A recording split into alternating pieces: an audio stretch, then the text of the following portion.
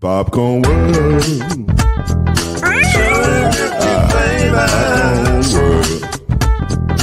Popcorn World. Yeah.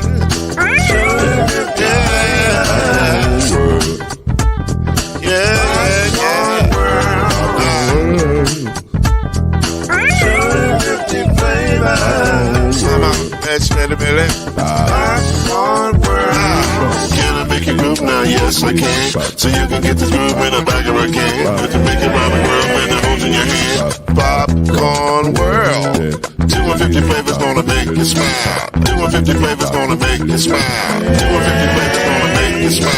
I said popcorn make you smile. Ah. Popcorn World. Popcorn World. Popcorn World. Popcorn World. The Popcorn World.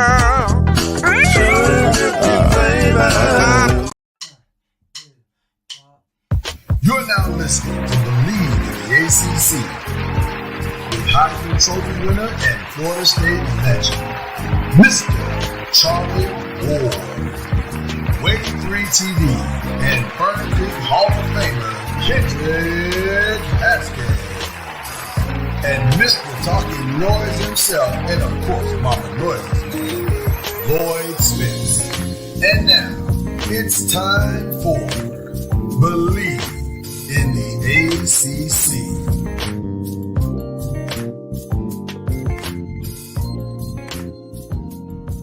The math is easy. It's 5 plus 7, and it equals 12. And that's what's supposed to happen. 12 teams are now, starting in 2024, supposed to be playing for the right to call themselves the national champion. It should be just that simple. But then you have to factor in the fact that it's the NCAA and nothing is ever simple. So that is the incomparable Kendrick Haskins over there. Charlie Ward is en route, and we're going to break down everything that is college football playoffs. We're going to talk some ACC basketball. We're just going to talk about a lot of stuff on this fine show called BLEAV in the ACC. Quite the setup you have there. Thank you. This is a little game room thing I got going here. I like it. Would enjoy watching the college football playoff and that setup one day. You are welcome to join me here anytime you like, sir. You have an open invitation. So there you go. So the news went down Tuesday that they have settled on the model. They were trying to wait to see what the Pac-12 was going to do, and the Pac-12 still ain't, or the Pac-2, I'm sorry. Don't want to disrespect.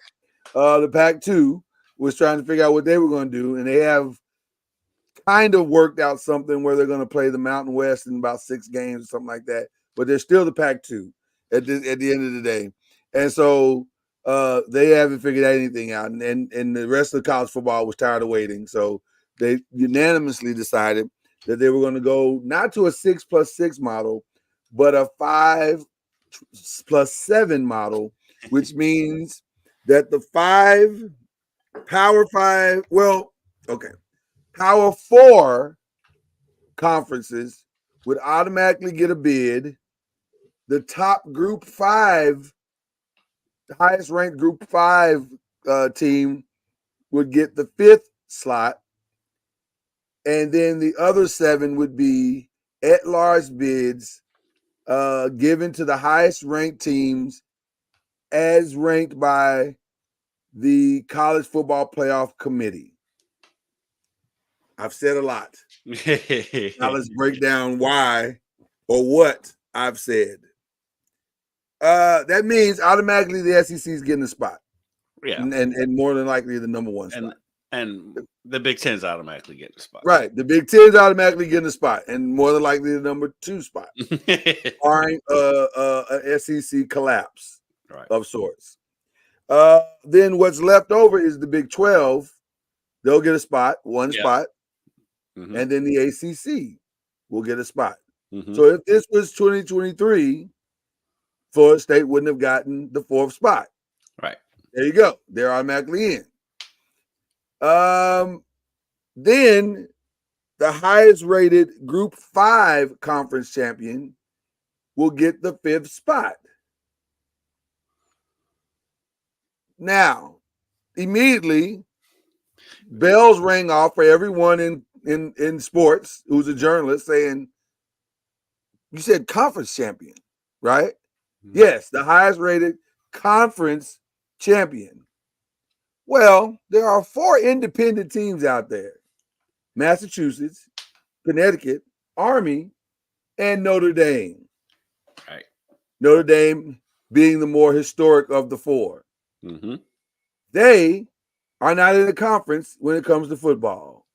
Therefore, they cannot have a higher ranking 5 other than 5, 6. 5.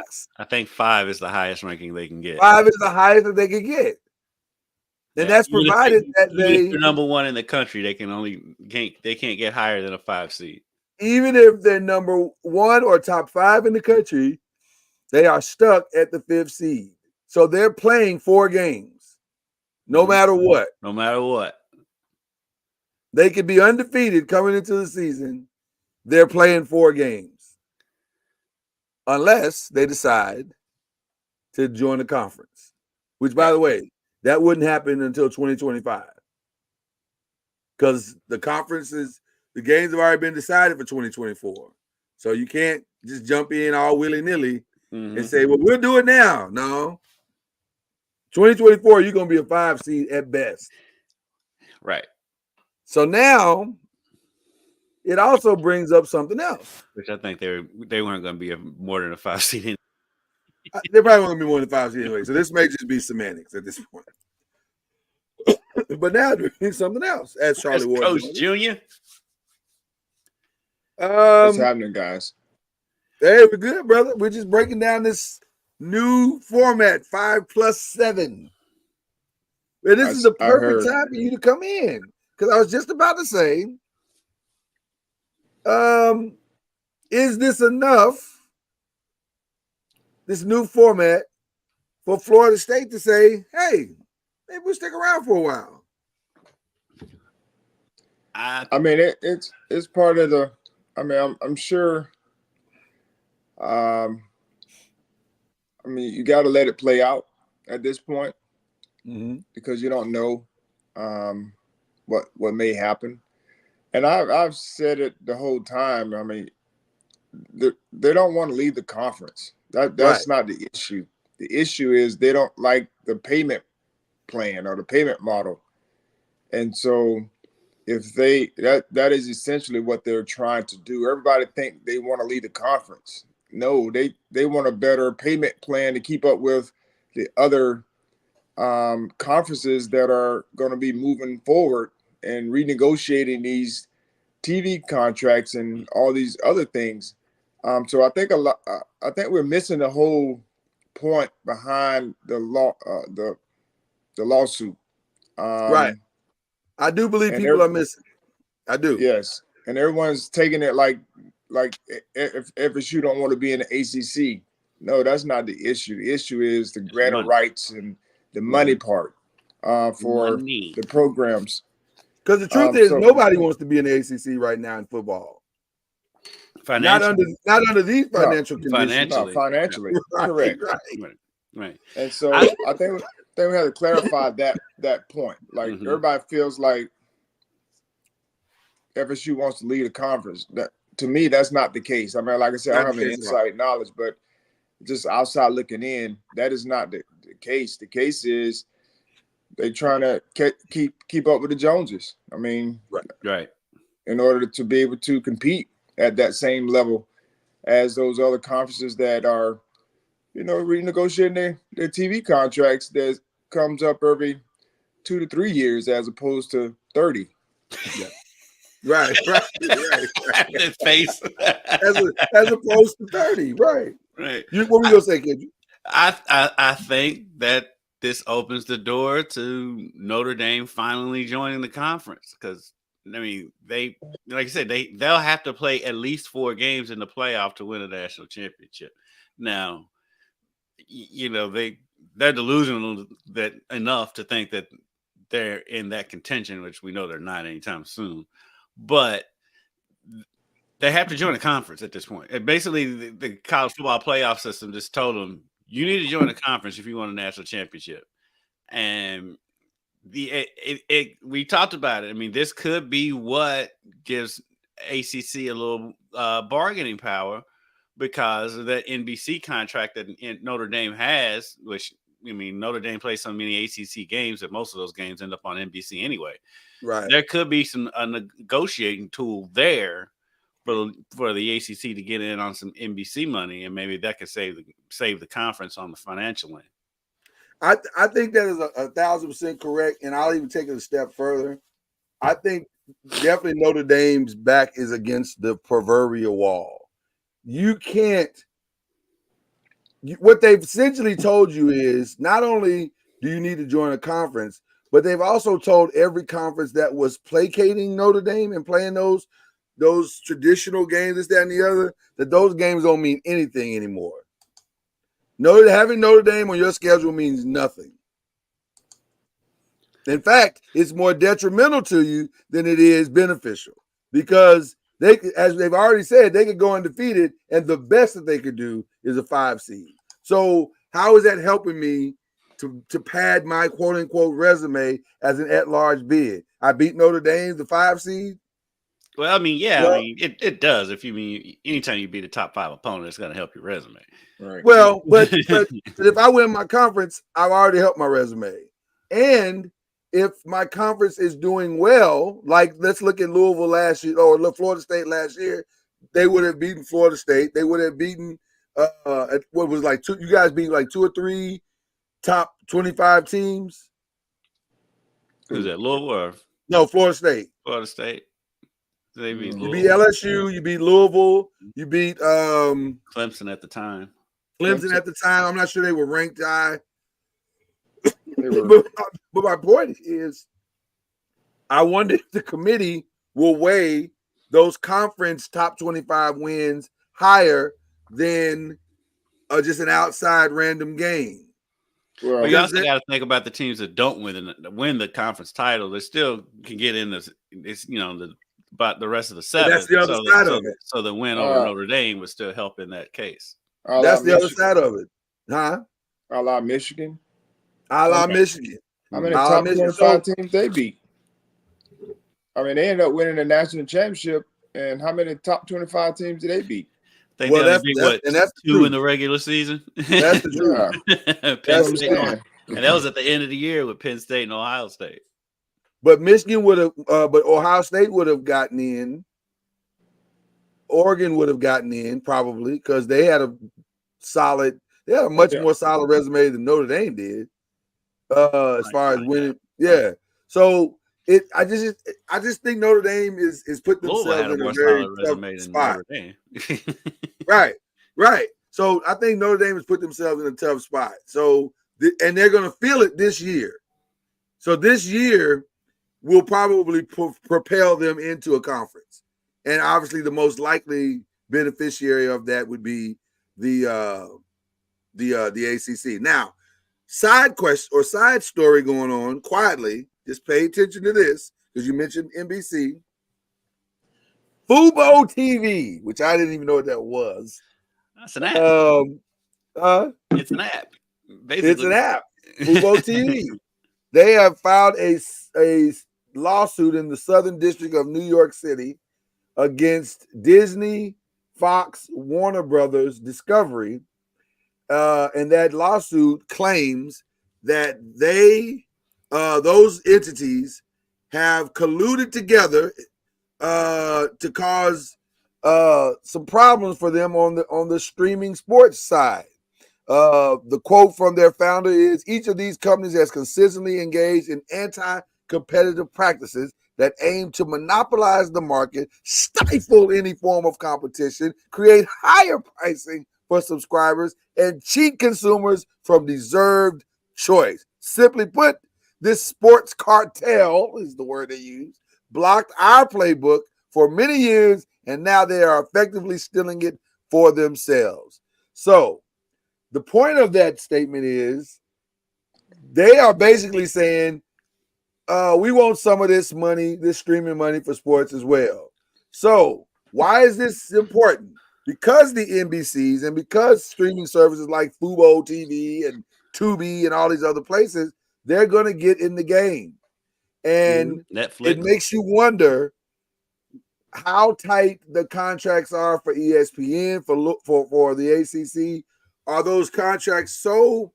Because I would imagine, because the contract was signed so early, that it didn't have language in it that covered the streaming aspects. I wonder how exclusive the streaming aspects are in the language of the contract. That's where I was going with. And does it open up an opportunity, like you said, for NBC, for Fubo TV, for Peacock, for all these other entities to come in? And that's the solution. That, because if you can balance out the money in the contract, that's almost the equivalent of fixing the ESPN contract. Because all the schools care about at the end of the day is that their final bottom lines look similar to the other 4 or other 3 Power 5 conferences. Yeah, the Fubo TV lawsuit is interesting because while the wording sounds dire, but of course that's always going to be wording in a lawsuit. Absolutely. There's some merit there. Because, I mean, yeah, that conglomerate that they came out with a couple of weeks ago with all of those entities in it, yeah, they basically monopolized it. But it's basically monopolized. They haven't totally monopolized it. And so there's still options out there for Fubo to be able to get streaming. It's difficult. Yeah, it's extremely difficult. But the opportunity is still there for them to get it. So I wonder how that'll factor into the decision. But if it opens it up and it's like, yeah, this conglomerate, is monopolizing and they have to split everything up, then yeah, it would be interesting because, like they said, Netflix is trying to get into the game. Fubo is trying to get into the game. It is funny that they said they've done this for years and Fubo hasn't been around that long. Fubo's been there an hour and a half. I don't understand how. I literally learned the word this morning. Fubo. I think Fubo maybe. I was like, I didn't know Fubo had a TV station. I think they've been around. It can't be any more than 10 years. No, God, no. Because streaming hadn't been around that long. No, so, not at all. So but we've been hearing rumblings of them trying to get into the game for a while. So they might have a legitimate lawsuit. Yeah. Go ahead, Charlie. I mean, I think we all can. I think we all can find a lawsuit for something that we may not want or we can't get. Right. We're at a point now where if we can, sue someone and take them to court, try to get, I totally get it and understand it 100%. But man, I think we're at a point now where everything's on the table. I mean, every business, corporation, school, I mean, if you don't like something about something, then you go and if you got the resources to do it, you feel like, hey, I'm just gonna go and sue them and see how I can get part of whatever it is that I'm trying to get. And like I said, I totally get it, and some of it is you need it, but we're in this day and age. I mean, nothing's off the table. It's really interesting because I think you're right, Charlie.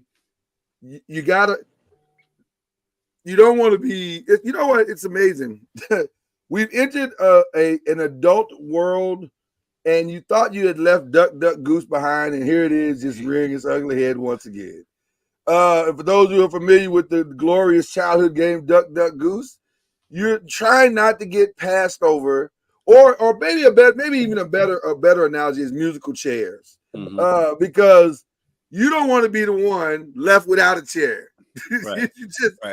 Because if you get left without a chair, that means you're done in this game and you can't survive. And sports is king. Let's be clear.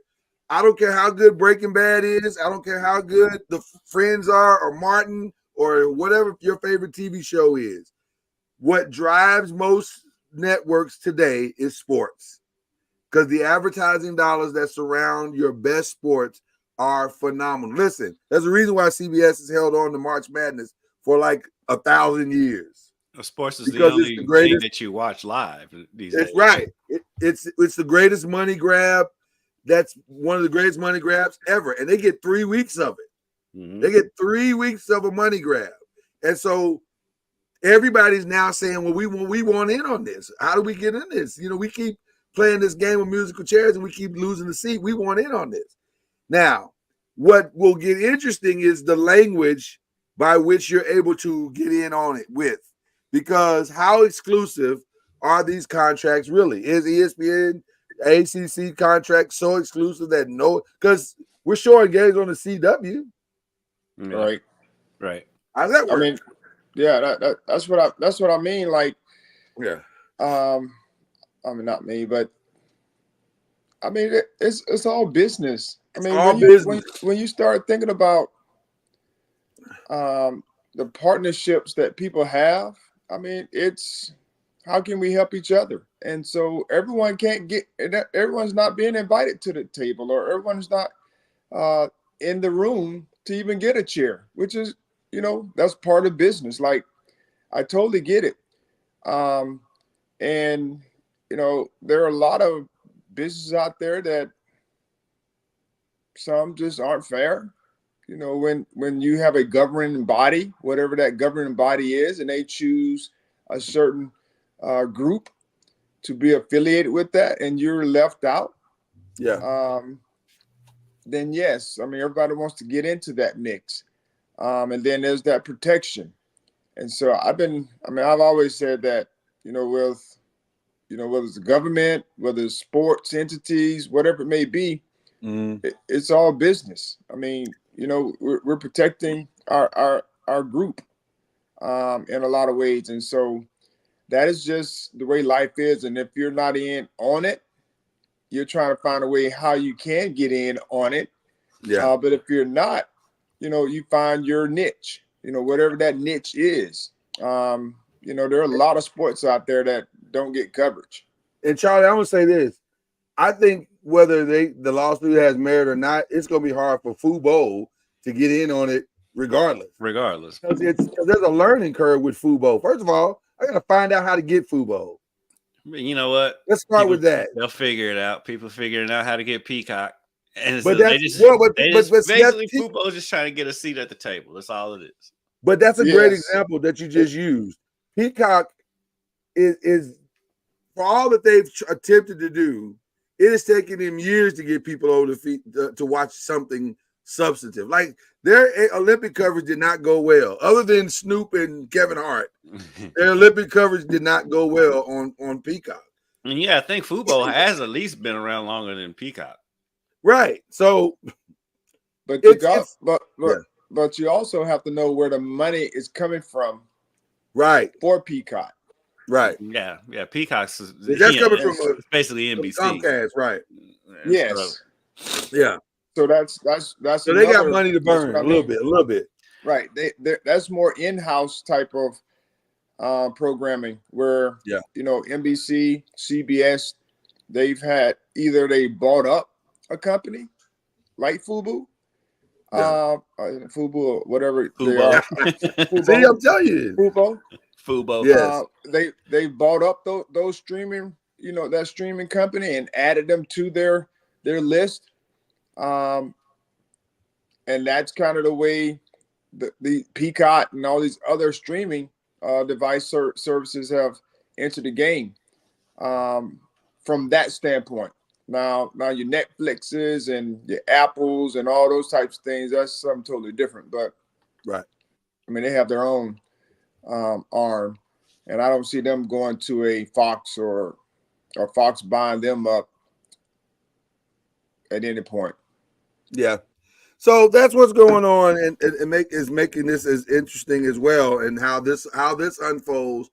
And one of the reasons why this is an important subject is because of the last part of the 5+7 model, which is the 7. So as we understand the 7 is, as it's stated in the language of the contract, the 7 highest ranked teams as ranked by the College Football Playoff Committee. So they have sole discretion as to what 7 teams fall in those slots. Now, what's interesting about that is that who's in the room deciding those 7 teams, and what is the criteria and basis for them to get those 7 slots? That's going to be what's interesting, and that's what's going to be. That is where the controversy will land for sure. So who chooses the committee? You know what? That's a great question. I don't even know how some of these folk got in the room. Is Condoleezza Rice still on that? No, she's not. She's been gone for a little while. Okay. Although she may come back now because she's like, shoot, I'd love to sit in there and do some things. But who's in the room? How did they get there? They should put President Obama. I'd love to see President Obama there. I'd love to see 7 people. I'd love to see people in the room that have zero connection to college football, but they're qualified in from other areas of their lives.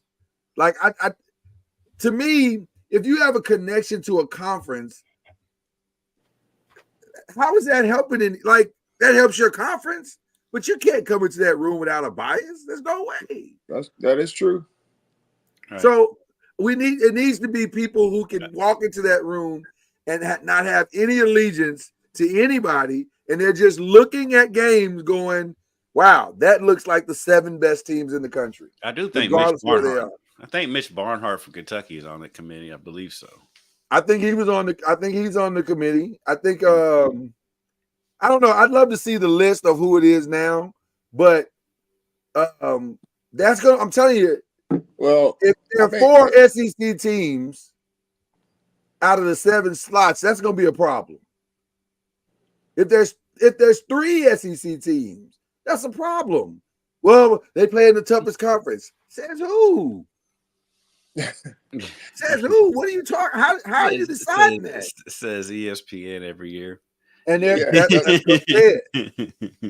That's what I'm saying. So the thing is the president or whatever for ESPN was on the committee last year, right? I believe so. Yeah. I believe so. Yeah.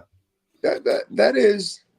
It's a conflict of interest, is what it is. 100. They're the broadcast partner, though. I mean, it doesn't sound right, but I mean, they are the broadcast partner, and but his job said so many times, it is a TV show. It is a TV show. And I say that all the time. But at the same time, it shouldn't be his job to control the TV show. It should be his job to produce the best TV show with what we give him. So if we give you Bowling Green and Texas, then so be it, brother. You better listen, figure out a way to make Bowling Green the greatest team on TV. They might. But let's be honest, though. I mean, let's be honest. If they're not on the committee, they know someone that's on the committee. Right. It wouldn't matter. And that's a great point. I mean, the word is getting passed in the room, regardless of who it is. I mean, it happens everywhere, especially in those type of settings. I mean, someone knows someone, and the word gets in, and it's always advocating for, which is what you should do. I mean, everyone should be advocating for their conference and or a school or schools, whatever it may be, if they're worthy. And have, they have the resume. Yeah. But what happened last year is why you can't have certain that type of thing. Yeah. Coming into the room, because views get skewed and you don't actually go by the metrics that were set. And we did all that complaining about the BCS back when the BCS was around, but that's probably a better measurement of who should be in there than. At least it had some fairness to it. Yeah. It was that based on Yeah. based on this year's and I don't want to go final rankings. I want to go week 15. Based on this year's final week 15 college football rankings, the Big Ten would have had Michigan and Ohio State and Penn State would have gotten in. So they would have gotten 3 teams in. Excuse me. The Pac-12 would have got Washington and Oregon in. So they would have gotten 2. Mm-hmm. The Big 12 would have gotten Texas in, and Oklahoma would have just barely gotten in. So that's 2. Florida State would have gotten in as the only ACC team. And then the SEC would have gotten Alabama, Georgia, Missouri, and Ole Miss in. They would have gotten 4 teams in. Yeah, I mean, really last year, I probably wouldn't have had much of a problem with that, to be honest with you. Yeah. I mean that's a good group. Yeah. I mean, Missouri was sneaky good. Ole Miss is good, and they're an entertaining product.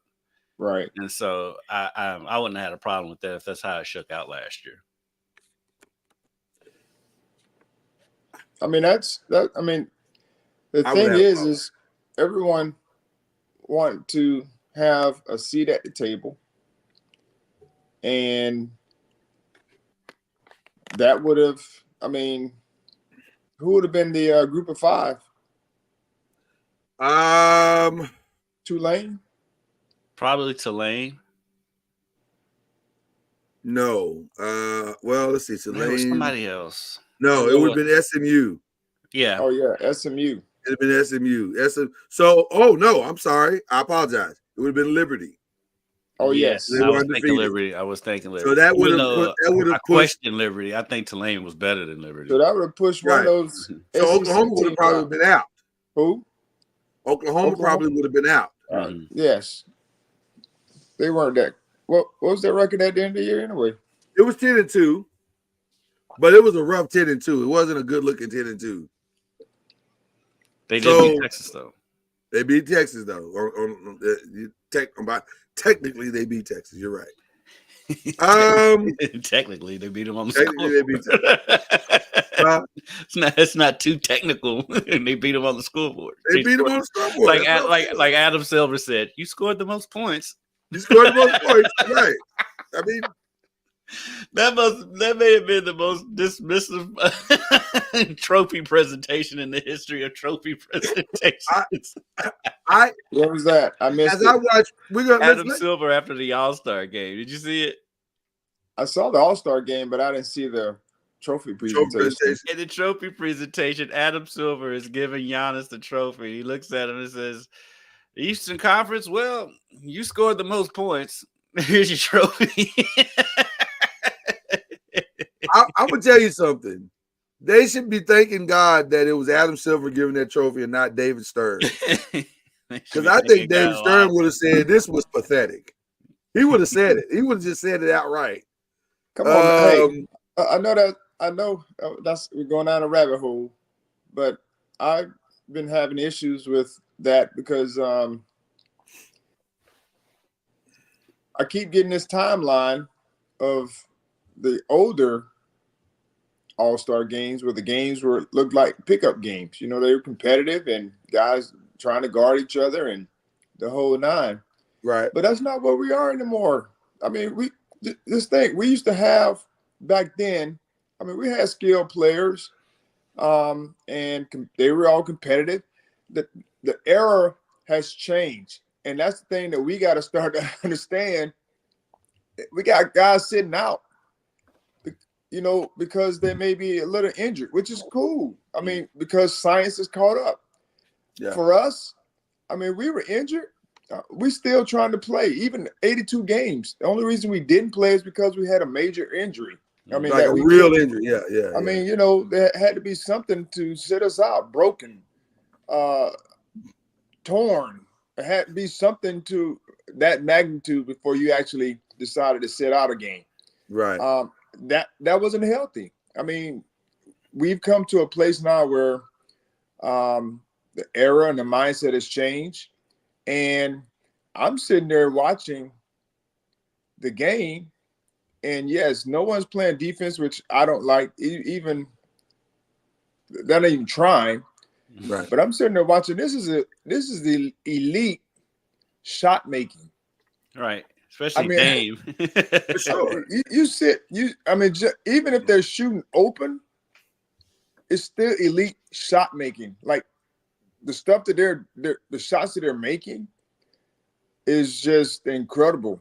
They're in the top 1% of shot makers in the world. And if you go back to the era that everyone keeps going back to when they on these timelines with the All-Star game, there was very few guys that could shoot that range. Right. Right. If any. I mean, everybody was shooting from the line pretty much, but no, very few guys were shooting from where these guys are shooting from and making them consistently. And so I keep hearing about, yes, the All-Star games were really competitive back then. But man, I just sitting there marveling over this shot making that these guys are making from half court. They make it look easy. Yeah, Dame shooting from half court with his regular shooting form. Right. He's not heaving the ball. No, that's not a heave. That's just a straight shot.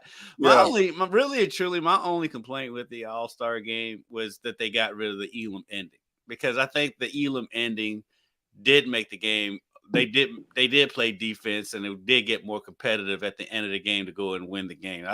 I like them going back to Eastern and Western Conference. I did like that. Yes, I like that too. But I think they shouldn't have gotten rid of the Elam ending, because the Elam ending is, and plus you're honoring Kobe with the Elam ending, and it made it competitive at the end. That's the only thing I would really change. Other than that, we just live in a time where people like being mad. And so as soon as they find something they can complain about, they just all gonna harp on it. I mean, at the end of the day, it's an All-Star game. Who cares? Why spend this energy on so many people? Well, let me say this though. Let me say this though. I'll take a little bit of issue with you on the caring part, only for this. And shout out to TNT, because they did a phenomenal job on this. If you watch the Altcast, it didn't bother you that the way he was playing defense. Oh no, I didn't care. Listen, you watched the Draymond and Charles anyway. Right, you didn't care at all. But they did a phenomenal job pregame on this, telling the story of they called it The Stand. Yeah, and I don't know if how many of you guys saw. Did you see that? Yeah. And that was phenomenal, talking about how to make a long story short, that I think it's 1964 or 68. I can't remember which year. I think it was 68. I want to say it was 64. I feel like it was 64 too, but that group of all-stars chose not to play because there were conditions that weren't conducive for them to play in the NBA and have a great quality of life, and et cetera, et cetera. So they took a stand right before the All-Star game, said they weren't going to play, forced the owner's hand, made them step up and give them things that they need, like pensions and insurance and stuff that, they should have already had. My only complaint about them not playing hard is that a lot of people have sacrificed a lot for you to have this opportunity to showcase what you do. And the All-Star game should serve as a reminder of the greatness. Like Charlie was saying, I think you can mix in both. Like you both have said, you can have the shot making and the dunks. Let's do 2-3 quarters of that. That's fine. But when we get down to that last quarter, let's have some real basketball. Let's compete. Let's remind people that these are the best players in the world. Let's honor the sacrifices that were made for you to have this opportunity, and then that way we all get what we want. You know what I'm saying? And I get not playing it like it's Game 7 of the NBA championship. I get that. But let's not play it like it's not even a rec game at 24-hour fitness. Like it's warm-ups. Yeah. But the comedy with Luka and the Joker the whole time. It's so funny. But to your point, I see that aspect of it, especially after watching watching the spot they did on the stand. Yeah. But like I said, I think that's where the Elam ending comes in. That's where the Elam ending comes in. The Elam exactly. ending in there. I mean, put some money on it for the winning team, and bam, you have competition. And because like I don't remember how many years did they do the Elam ending? Was it 2? Well, 2 or 3. 2 or 3, and there wasn't nearly like as much complaining about the lack of competitiveness and defense when they had the Elam ending. So I said they didn't. I just say just bring the Elam ending back, and you shut up a lot of this. But that wasn't even the worst. But listen, the game was bad. But to me, the dunk contest was far worse. Like that dunk contest was, you could have kept that. I didn't think it was as bad as everybody. No, Jaylen Brown was. Jaylen Brown should have never gotten to the finals anyway. I agree. Jacob Toppin got ripped. But you know what? And when I saw Jaylen Brown's performance, it helped me understand why LeBron didn't do it. I said, okay, now I get it. Because if you're not a creative dunker, you shouldn't be in the dunking contest. But Jaylen Brown's older now than LeBron would have been when he should have done it. Yeah, but hear what I'm saying. If you're not a creative dunker, you shouldn't be in the contest. Like if you can't do things, because the expectation is you're going to do something we've never seen before. I get that, but back then though, we were talking about 20 years ago.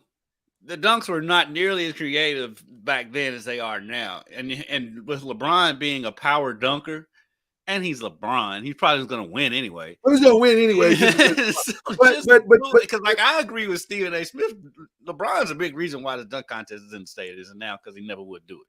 And I think that's a lot to put on his shoulders. But I just think if you're not a creative dunker, you shouldn't do it. If LeBron would have done it, a lot of these superstars that have come along would have done it. You agree, Charlie? I don't know. No, I don't know if that's the case. Because Jordan did it. I think Kobe did it. Kobe won it. Well, Kobe's going to do it because his mentor did it. That's my point. But nobody's chasing LeBron. I don't think him not doing it, hindered others from joining. I don't know. I think there was some politics in the dunk contest. What I mean by that is Jaylen Brown made it because he is an NBA guy. Right. And Jacob Toppin is a two-way guy. And they couldn't have two G leaguers. Right. In the finals of the dunk contest. Exactly. Because Jacob Toppin. How many Hawkins was better than Jaylen too? He jumped over. Jaylen was for sure the fourth best dunker there. And so that's what I mean. Sparks' memory. I don't know. I was like, I mean, my man Jaylen Brown got like $350-some million. What does he need with $25,000? Yeah, I agree with you, Charlie. I think it was politics. I think the NBA probably begged him, was probably begging any of their superstars to get in it, and Jaylen Brown probably just said, "All right, I'll do it." I hope that was it. It wasn't the best. It wasn't the best. I was like, come on, man. I mean, y'all either gonna put the best in there, or I just didn't like that political side. The right person might be time to do away with the whole thing. Nah. No, we still watch it. I mean, everybody still about the dunk contest. That version. That's what I'm saying. For everybody that's complaining, guess what? You complained because you watched it, because they still watch it. They've been complaining about it for 20 years. They still watch it every year. And to be honest with you, sir. And to be honest with you, the person who should have won, because Matt McClung was amazing. He got ripped. No, he's I'm convinced that like the judges didn't realize that he bobbled the ball on purpose. Oh, they didn't. They had no idea what he was doing. But I liken that to when Vince dunked with his arm in the rim. Like until you Never slow seen it it before. down, it doesn't look like anything. It just Right. looked like a regular old dunk. And then you go, oh, that man has his whole arm in the rim. They should Well, wait I've till never the seen that replay. before. They should wait to the replay before they put their Wait to the replay. I think it's sometimes the replay helps you to better understand. Okay. Real quick before we close out here, Charlie, we have some concerns. Last night wasn't good. Last night wasn't good. Last night wasn't good for what happened at the KFC Yum Center last night. It wasn't good. It was the opposite of good. It was like really, really bad. What happened? I missed it. I was Notre Dame. Notre Dame beat Louisville 72-50 in the Yum Center last night. It was bad. Oh, was that men or the women? Men. Oh.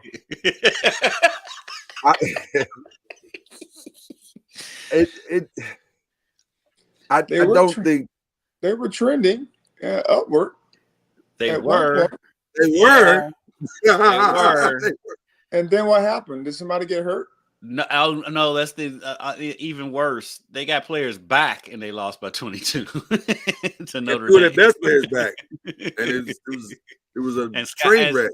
Sky Clark and Tyler Johnson both came back, and Sky Clark came back and had a good game, led them in scoring, had 19 points, and they got beat by 22. And Notre Dame's the worst 3-point shooting team in the league, and they shot 12 of 23 from three. That might have been the part that made it the worst part. That's made it worse more than anything. And the shots were wide open all night. Yeah, it was bad. It wasn't like they were just throwing stuff up and it was going in. Hopefully they can rebound after getting, trying to implement the new guys or the guys that's coming back in. They got three more games left. They've got 4 games, 3 of them at home. Well, if they win, hold on.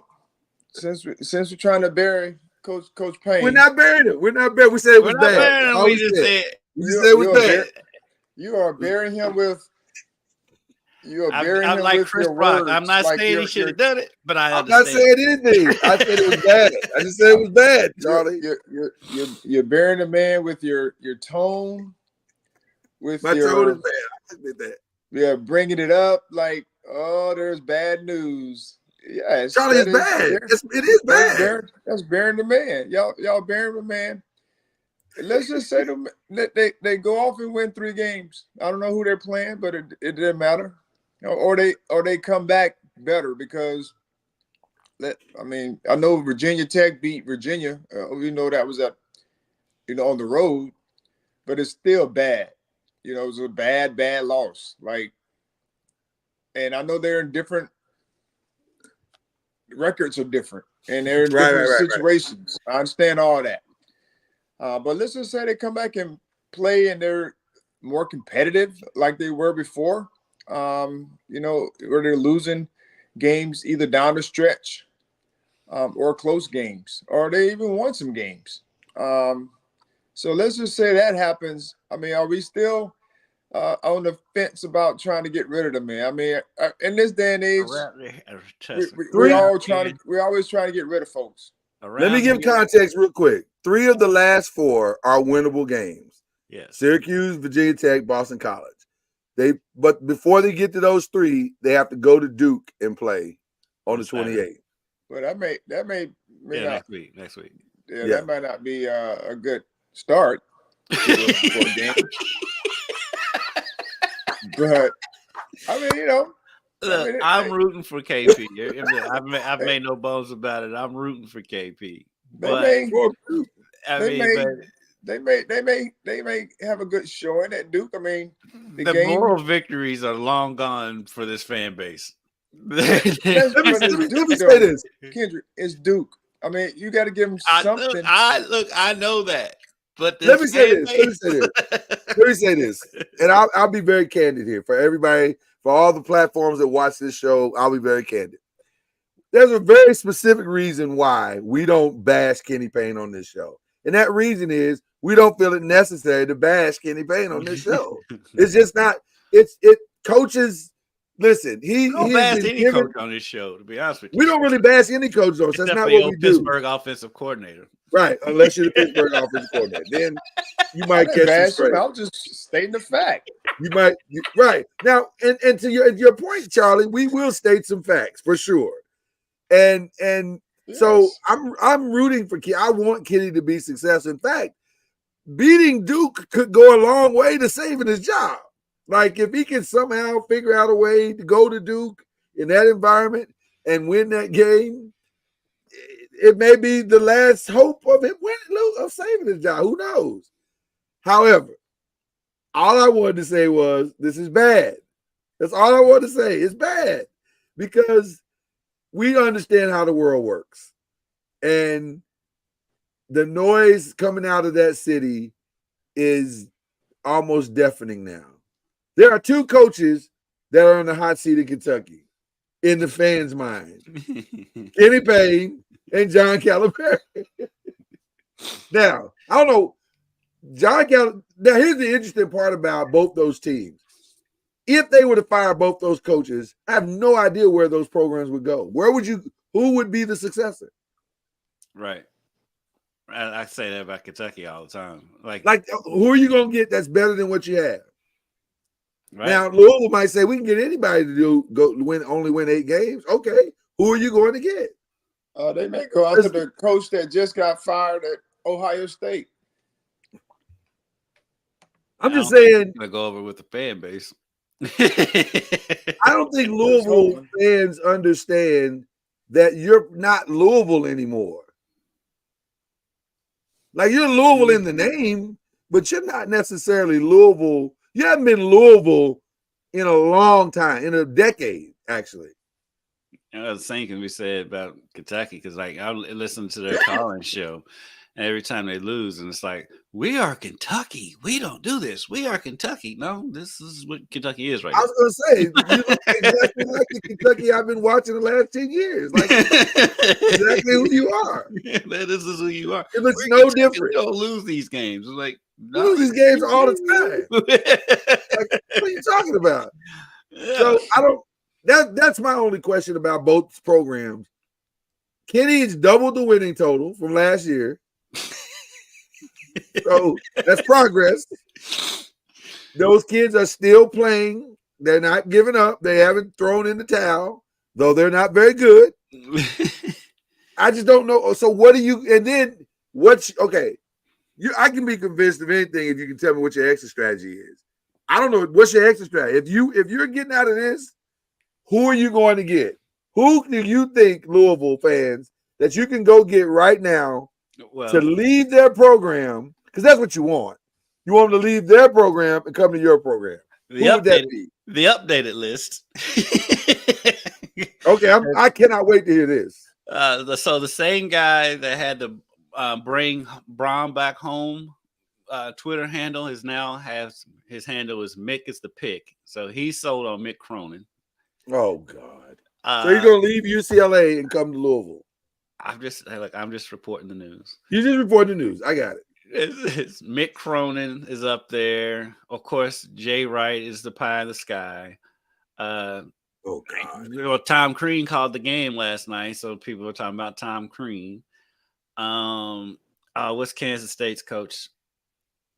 Tang. They love Tang. Yeah. But Tang just signed an extension at Kansas State, so that's probably not going to happen. Drew is out there. As the fans like. So you could go down. Kelvin Sampson's name has come up. Baylor's coach.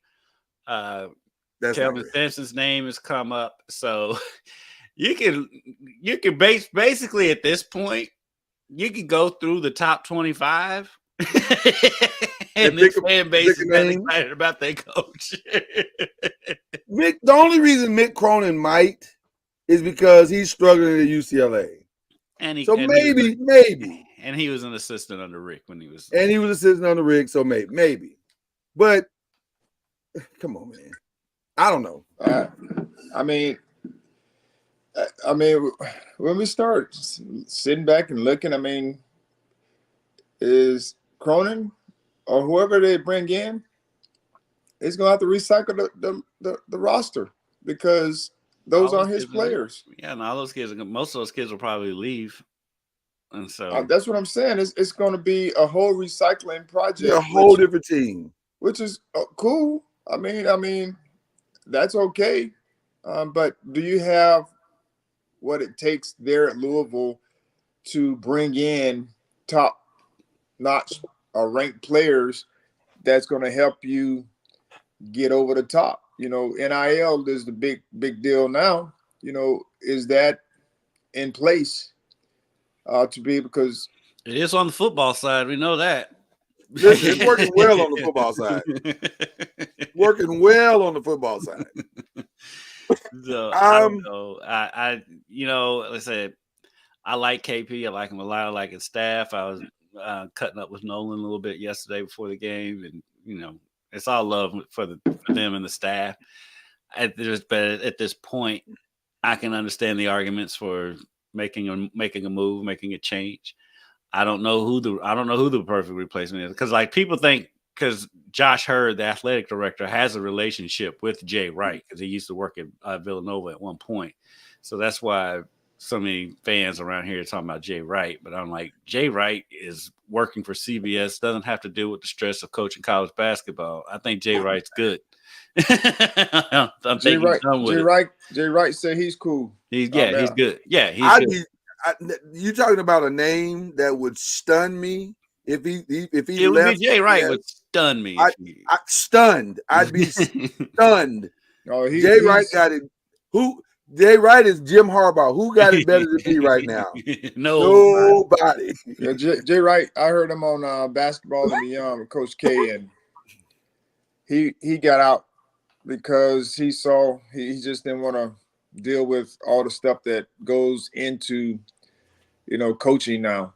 Yeah, right. And that's the other thing with the way the state of college athletics now. You have to get a younger coach because to be able to navigate all this stuff, because the older coaches just don't want to deal with it, and I can't blame them. By the way, the money that you would have to pay Jay Wright to leave CBS, my God, it would break the bank. And Louisville ain't got it. Yeah, like they'd have to break the bank. Like Kevin Hart says, "Way my account is set up." Yeah, they'd have to move a whole lot from their savings to their checking. I don't think they got enough of their savings to move over to their checking. Right. So anyway, so it's gonna be interesting in 4 or 5 weeks. Are you guys? You mentioned the Virginia loss. That was, I'll admit, that was a shocker. Why? That was definitely a shocker. But their offensive, I mean, they struggle offensively. You've been saying that most nights. Yeah, you've been saying that. And so if you can shut them down from that, I mean, most teams' offense kind of generate what happens on defense. And if you're not making shots, I mean, that's demoralizing. Yeah. I still got my eye on Clemson. I just think in a tourney situation, they might be the most equipped to make a run. Because they seem to have some things about who they are figured out. Whereas it seems like everybody else is kind of like real box of chocolate like. Like, I don't know what this is going to be tonight, depending on the matchup and blah, blah, blah. But Clemson seems to be the most consistent. And that consistency at this time of the year is, to me, is the key to whether or not you make a run or not. So I don't know. It's going to be interesting to see how it plays out. Last couple of things, I'll be honest with you. The shock for my weekend was how Virginia Tech walked into Louisville and beat Louisville's women. That was surprising. They hit everything. Well, it was shocking because I've never seen a Virginia Tech team shoot like that before. Like they hit everything. Neither is Virginia Tech. That right. was one of those games. They were on fire. Louisville's defense was fantastic. It just They hit everything. I wouldn't say fantastic, but, Well, I mean, it was good. It was good. It was bad. good enough. It was good enough. I mean, you just have a hot night. Virginia Tech had a hot night. Right. Hats off to them. I mean, they're a dangerous team. When we've talked about it before, I was like, Virginia Tech is a very dangerous team because they got inside, outside, and they came in there and they gave Louisville that work. I mean, Elizabeth Kitley hit shots, and I'm going, how is she making that? That looks terrible. She had a turnaround fadeaway in the lane. I was like, where did that come from? Right. I was like, how did she make that shot? It was a shocking game. But that's her normal shot, though. I mean, she shoots that. I've seen her shoot it a lot. And sometimes, some nights, it's doing what it did against Louisville. Yeah. And then some nights, it's doing what it did, like when they played here at FSU, where she was, she made some, but, she started to wear down and miss quite a few, especially late. Yeah. So, I mean, it happens, and the thing is can you do that consistently for them? Can they do it consistently, especially as they prepare for the tournament here?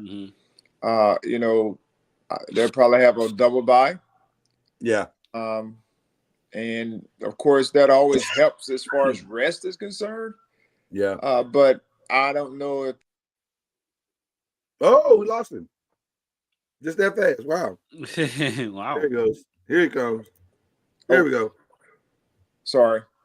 If you get a team that comes in hot and you play them after they play 2 games or whatever the case may be, and you've been resting for, 4 days or however long it's been, those can cause some upsets.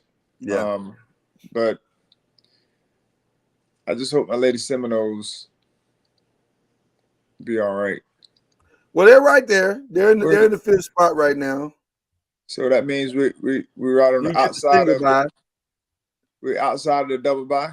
You're outside of the double bye right now. You're behind Louisville. So who's leading?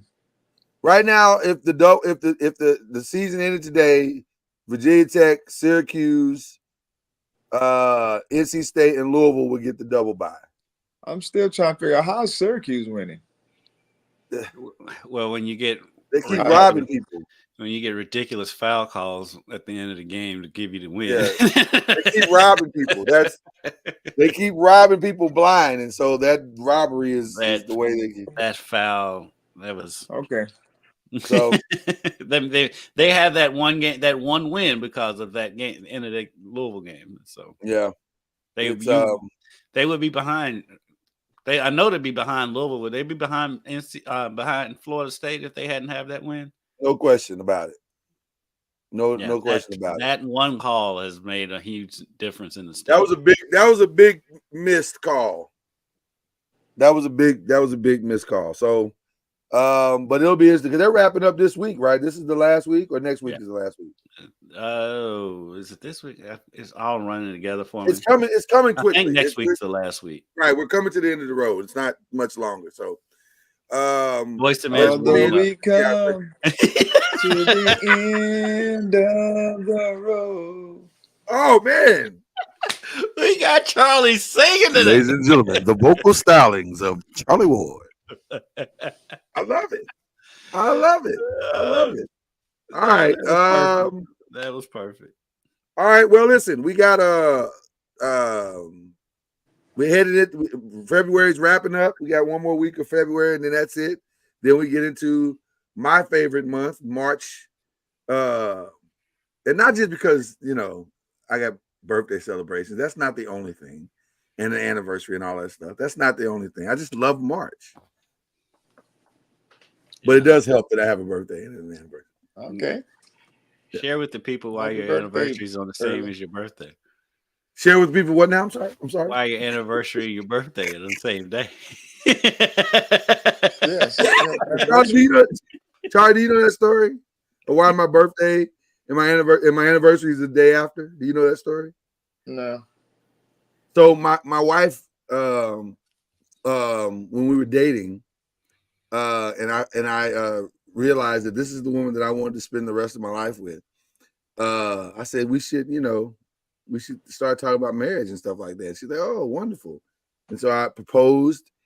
And the whole time we were dating, she never said when her birthday was, ever. So we got engaged, and then Christmas time came around, and I said, we never ever talked about your birthday. Where's your birthday? December 30th. 5 days after Christmas. Which is never. I said, you've known that the whole time, and you never told me. Which is never. Yeah, would that have made a difference of whether or not you married me? I said, it might have. I don't know. You hit me up for 2 gifts in the same week. What's up with that? That's not ideal. That's not ideal, right? And not even 2 gifts, 2 massive gifts. Just get 2 gifts. That's why you work. That's why you have a job. But see, she gonna hit me up with massive gifts. Like we can't, like it's her birthday, so I can't get her like a box of perfume. I gotta like go all out because that's what it is, right? Okay. So I said, okay. So she asked me, when do you want to get married? I said, March 6th.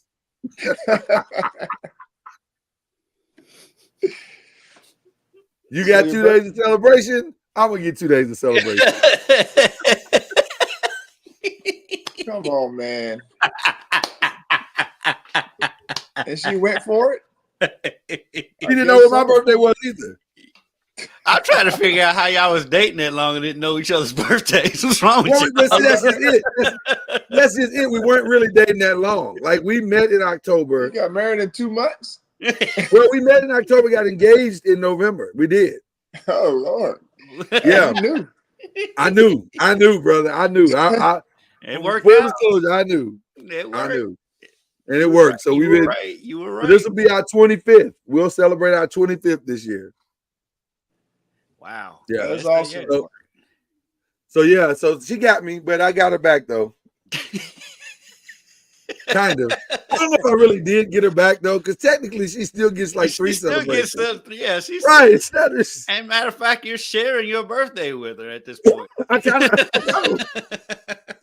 in some ways I still took an L. You did. But she's worth. I like to convince myself that I didn't. But she's worth celebrating, right? She's absolutely worth celebrating. She's okay, amazing. So fantastic woman. Shout out to Mama Noise. Shout out to Mama. So she definitely got me. All right. Speaking of shout outs, who we shouting out today, gentlemen? I got a couple shout outs. Well, it's really one shout out. I'll shout out the TBT. They're returning to Louisville. The team is getting back together. It was Peyton Siva and Montrez Harrell actually have a Zoom interview coming up with Trez in about 20 minutes. And so Montrez Harrell's joining the team this year. And so shout out to him for coming back. He was at all the games last year, and this year he's going to suit up and one of my favorite Cardinals of all time. Rather red and black again for the Ville. So shout out to them. All right. Mr. Ward, who you shouting out, brother? I gotta shout out my my basketball team. Our season came to an end on Tuesday. Yeah, Tuesday night. But that our group played a very good game. I'm still a proponent for the shot clock. We lost the game 43-41 in overtime. Oh my goodness. And wow. This was a glaring and heartbreaking loss because in the going into the fourth quarter, the score was 38-31. Oh wow! Wow! And the overtime going into the fourth quarter, the score was 38-31. They just held the ball the entire game. The final score was 43-41. Do you know they scored 0 points in the fourth quarter? Wow! The whole fourth quarter, they essentially held the ball for their time. We had to scramble. We got steals. they actually tried to shoot. You know, they were trying to get an easy basket. We ended up blocking, played very good defense while we were chasing them. And so we ended up taking advantage. We cut it down and ended up going into overtime. They scored 0 points. That's pathetic. That's in the fourth quarter. That's so pathetic. And then in overtime, I mean, we did the same thing. We held the ball for like 45 seconds or something at the beginning of it to be petty. Also, and also try to win the game, because essentially that's what they were doing. They were just trying to win the game, which is cool. I understand it, but a great game came to a screeching halt. Well, it was that way the entire game. It was really slow. At halftime, it was 20-19. We were up, and both teams, it was like a sparring. We weren't shooting until we got a good shot, and vice versa. I mean, both teams would play good defense, but it was just that type of game, and I was like, man, this is.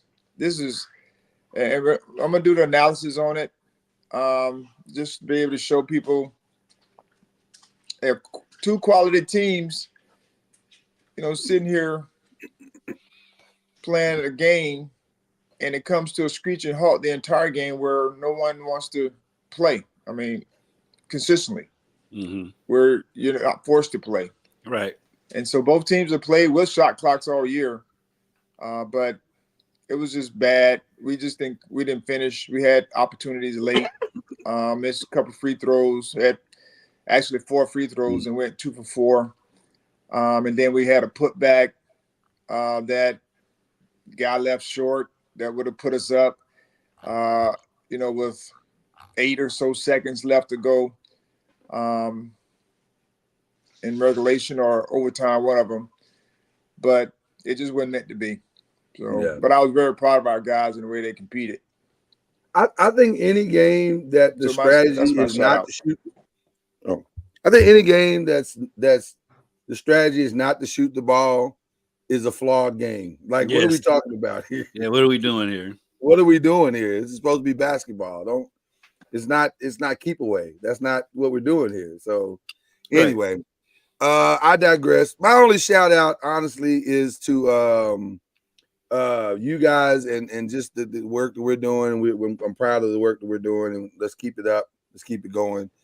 And then also, just for selfish reasons, I want to give a shout out to Fannie Willis, keeping the gangster at all times. Just keeping the gangster.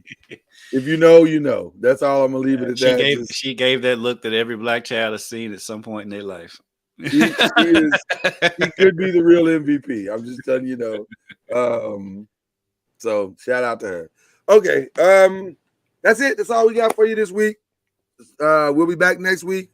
We'll start to talk brackets. We'll start to talk postseason a little bit more next week and get into the thick of it, because March is on the way.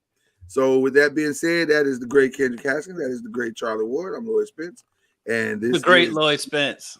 Thank you. Oh, you just say that because I'm getting older. So we'll be back. Believe in the ACC. Have a good one. You've been listening to Believe in the ACC with Charlie Ward, Lloyd Spence, and Kendrick Haskins. Please like, follow, subscribe, and share from the Noisemakers page on Facebook and on YouTube. And you can also listen to us on Spotify, Apple Music, iTunes, and wherever podcasts can be heard. And join us next time on Believe in the ACC. Yeah, I had to keep an eye on everything.